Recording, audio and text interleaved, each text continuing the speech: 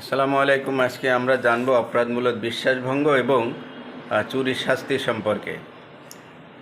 ধারা ৩৭৮ অর্থাৎ দণ্ডবিধি ১৮৬০ ৩৭৮ ধারায় আছে এর সংজ্ঞা এবং ৩৭৯ ধারায় শাস্তি সম্পর্কে আছে ৩ বছর।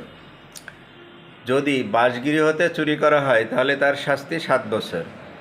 আবার যদি কেরানি বা চাকর কর্তৃক যদি চুরি করা হয় তাহলে তার শাস্তি ৭ বছর, এটা ৩৮১ ধারায় আছে।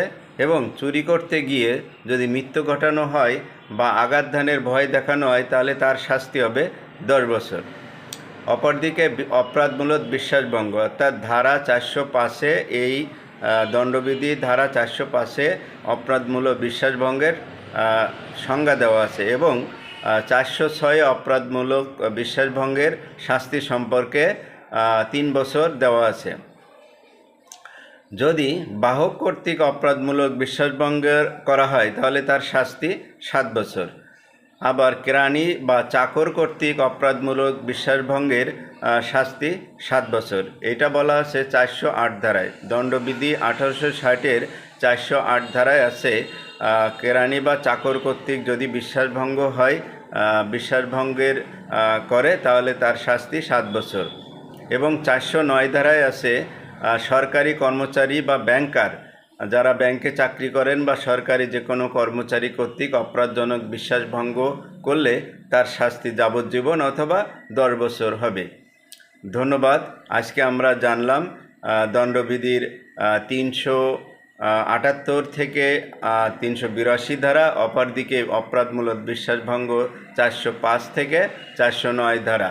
এই ধারাগুলোতে চুরি এবং অপরাধমূলক বিশ্বাসভঙ্গের বিষয়ে বলা আছে।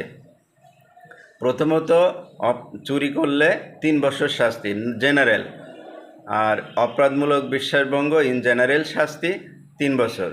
কিন্তু যদি বাসগৃহতে চুরি করা হয় তাহলে ৭ বছর, এবং যদি বাহক কর্তৃক এটা অপরাধমূলক বিশ্বাসভঙ্গ করা হয় তাহলে তার শাস্তি ৭ বছর। অপরদিকে চুরি করতে গিয়ে যদি কারো মৃত্যু ঘটানো হয় বা আঘাতদানের ভয় দেখানো হয় তাহলে ১০ বছর শাস্তি। এবং সরকারি কর্মচারী, সবচেয়ে গুরুত্বপূর্ণ বিষয় এইটা বাংলাদেশের জন্য, সরকারি কর্মচারী ব্যাংকার কর্তৃক অপরাধজনক বিশ্বাসভঙ্গের শাস্তি যাবজ্জীবন এবং অথবা 10 বছরের শাস্তি হবে। ধন্যবাদ। তো আমরা আইন মেনে চলব এবং আইন ভঙ্গকারীকে আইন শৃঙ্খলা বাহিনীর কাছে